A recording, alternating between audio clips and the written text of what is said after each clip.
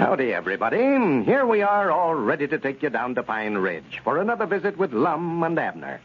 Brought to you by the makers of Horlicks, the original malted milk.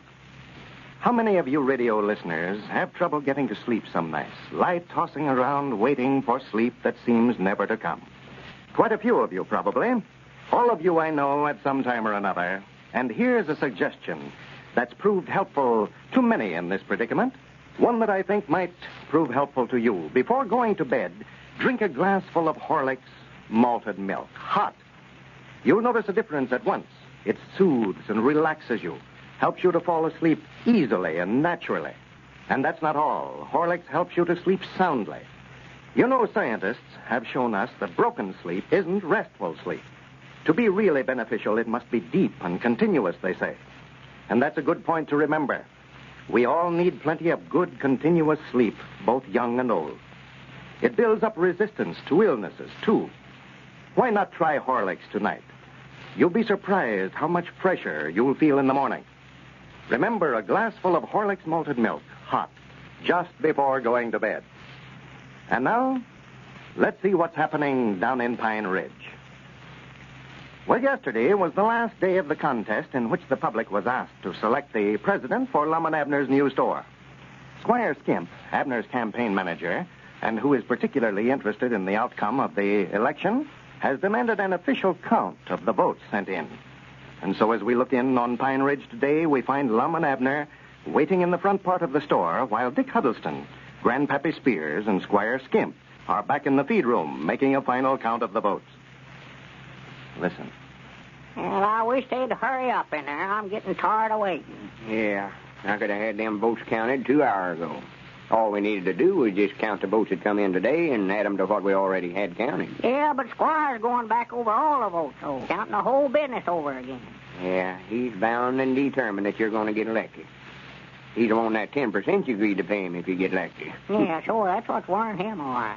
It's a good thing we got Grandpappy and Dick back there watching him. He'd claim he's elected regardless of how many votes you got. Well, I tried to withdraw from a race, and Squire claimed that on account of signing that contract that I had to stay in there. Well, I think I'll win it all right, so I wouldn't worry none about it if I was you. Yeah, that's just the trouble, Lum. I'm going to be disappointed either way it goes. Disappointed? Yeah, if I win, I'm going to hate to pay Squire 10% of everything I make for the rest of my life. And if you win, well, I'm going to be disappointed because I never got to be president of the store. Well, now, you oughtn't to feel that way about it, Abner. We left it up to the folks out on the party line to elect whichever one they wanted. And when it gets beat, or to take it in the right spirits. Don't want to have no hard feelings over one another. Oh, no, I ain't sure. I ain't going to get mad at nobody over it. Well, that's fine. If there's anything I hate, is a poor loser. Wait a minute, there they come. Well, who in the office, Dick? Well, we're not through yet, Lum. I just come out to get a drink of water. You got any drinking water around here? Yeah, there's a bucket right there on the end of the counter, Dick. Cedric just brought it and brung it in a while ago. How long will it be before you're through, Dick? Yeah, we're getting sort of curious out here. Well, it oughtn't to be long, just a few minutes, I reckon. We got all the votes counted now, and we got to total them up. Now, how's it looking? Can you tell anything about it yet? Well, yeah, I believe Abner's a little ahead, the best I can tell, Lum. Abner is. Well, good. No. Dad blame it, I wish I could make up my mind whether I want to get elected or not. I thought you wanted me to get the over so you wouldn't have to pay Squire nothing. Well, I don't know which I want. Take that bucket on in there with you, Dick, if you minds to. Give them other fellas a drink. Oh, we'll be through in there directly, Lum, and we'll let you know it as soon as we can. All right, Dick. I can't wait to tell Elizabeth. And she's going to be awful proud of me being president of the store. Yeah, but wait till she finds out you're paying Squire 10% of everything you make just for managing your campaign for you. She won't be so proud of you. Dad blame him. Dad blame him. Swan to goodness, he gets me so aggravated every time I think of him I could butt my head against something. Swan to goodness. I tried to tell you and you wouldn't listen to me. The only way to get along with Squire Skimp is just to stay away from him. Yeah. Wished I knowed some way of getting even with him. That's what I wish. Yeah. We'll find a change. According to that contract, you'll have to pay him 10% of what you make on your farm, and 10% of everything you make here in the store, and 10% of your constable fees, and 10% of everything, I reckon. Yeah, I know it. Yeah, according to that, I pay him 10% of everything I make from here out. Well, we just bide our time. We'll find a change. He's imposed on us for years around here, and I'm getting just about enough of it. The only way to get even with a feller like that is just to give him a dose of his own medicine. Huh? Give him what? I say we'll give him a dose of his own medicine. Is he sick? No, he will be again we get done with him about you. Oh, give him something that'll make him sick, huh? Yeah, we'll make him wish he'd never tried out any of them crooked schemes on us. Yeah, that'll fix him, yes, sir. That's the worst tasting stuff I ever put in my mouth. What's the worst tasting stuff? Why, that medicine here that we're going to give him a dose of. What medicine are you talking about? Why, that and it. He's got the agency first. I bought a bottle of it off for him the other day. We can just give him that. I just taken one dose out of it. Well, I ain't talking about that kind of medicine, no, Abner. It'll sure make him sick. I can guarantee you that. It's awful. Well, I know the kind of medicine I'm talking about, though, will be a heap worse than anything he ever had. Yeah. I tell you what we can do, Lum. Just take all the worst tasting medicine we can think of and mix them up together. Asafoetida and castor oil and quinine and sulfur and apple bitter. Well, wait a minute, Abner. You still don't know what I'm talking about. Well, now, if you can think up a worse mixture than that, I'd like to hear it. Well, you ought to know we couldn't get Squire to take no such conglomeration as that. Well, no, of course, it's going to be hard. I know that. I expect we're just going to have to make him take it, just force him down. You still don't know what I mean. When I said we'd give him a dose of his own medicine, I didn't mean we'd sure enough give him no medicine. Oh, just make him think it is, huh? No. Well, now, we could do that all right, Lum. We could mix up anything we wanted to, and put it in that bottle that his medicine come in, fool him that way. Oh, he wouldn't know the difference till he got it in his mouth. Abner, will you shut up about giving him a dose of medicine? Well, you were the one that brung it up. I never even thought about it till you started. I said we'd get even with him, give him a dose of it. No, just forget about the medicine. Forget about it? Yeah. Not going to use it, huh? No, never aimed to start with. I just said it. You just saying that? Yeah. Yeah.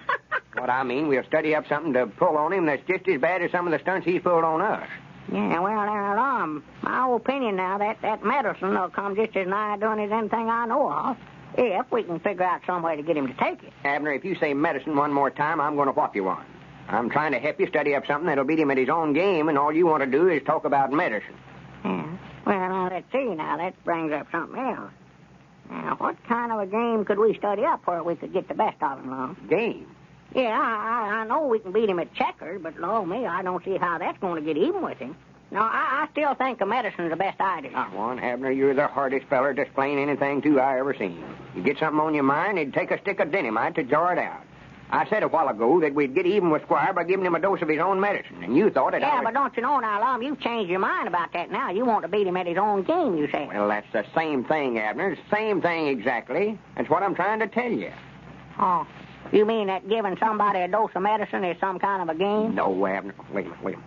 Here they come. Huh? Here they come. I reckon they've got the votes counted. Well, fellas, the election is all over. Well, who was elected? Well, Grandpap's got the figure there. Go ahead and read them, Grandpap. Well, now, according to our account, fellas, Lum, you was elected by 17 votes majority. Lum was elected. Well, fine. Yes, noted all the time. The votes that come in today was might nigh every one for Lum.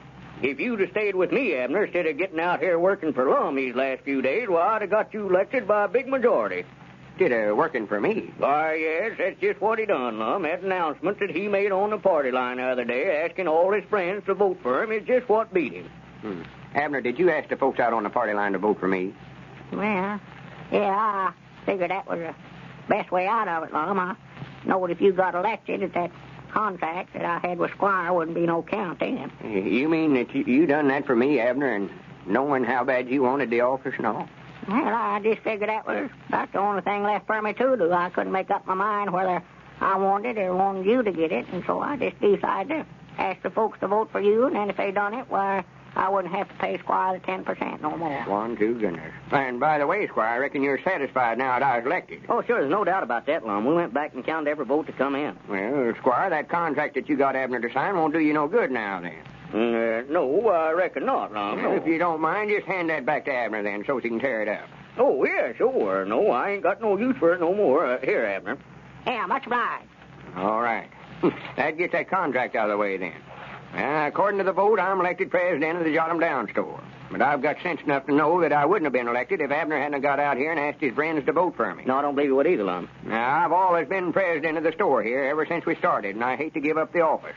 But I know Abner's always wanted to hold the office. Well, yes, did want to be president mighty bad, Lum. I had some new ideas that I want to try out in the store business, but you was elected, so I reckon just forget about it. Now, what I started to say, Abner would have had to pay Squire 10% of everything he made if he'd been elected. But he can't collect nothing off of him if I just give the office to Abner. From now on, Abner's going to be president of the Jot 'em Down store. I'm turning the office over to you, Abner. Let's see what you can do with it. And one of Abner's lifelong ambitions has now been realized. President Abner Peabody. And now, we are told that Mr. and Mrs. Temple have just finished dinner. Let's see what they're talking about. Jim, I've been thinking. Thinking about Tommy. You know, he's not well. Oh, Jim, will you listen to me? Put down that paper just for a minute. Oh, sure. What's the matter, dear? Well, it's Tommy. He says he won't go to that party tomorrow. Oh, what party? The Barclays party. All the neighborhood children are going. Oh, well, why won't he go? Says he'd rather stay home. What? Stay home? At his age? Say, why, when I was a boy... Say, that reminds me of something that Dick Chesterton told me. Said his boy used to be that way, too. Stayed indoors all the time. Never played much with the bunch. Why, but Dick's boy is as lively as he can be these days. Why, I notice him every morning. Well, what did Dick do? Just let the youngster drink plenty of Horlicks malted milk. Said it worked wonders for the boy. You know, Horlicks is a fine source of nourishment. Contains vitamins and energy elements that build strength and resistance. Let's get some Horlicks for Tommy, dear. Dick says that all kids love to drink it. It's so delicious. You bet all youngsters love to drink Horlicks. And this fine food drink, made from only rich, full cream milk, and the best of wheat and malted barley, helps the youngsters to develop sound, muscular bodies and strong bones and teeth. You can get Horlicks, you know, either natural or chocolate flavor, at your druggist. This is Carlton Brickert, speaking for Lum and Abner and Horlicks, who now bid you all good night and good health.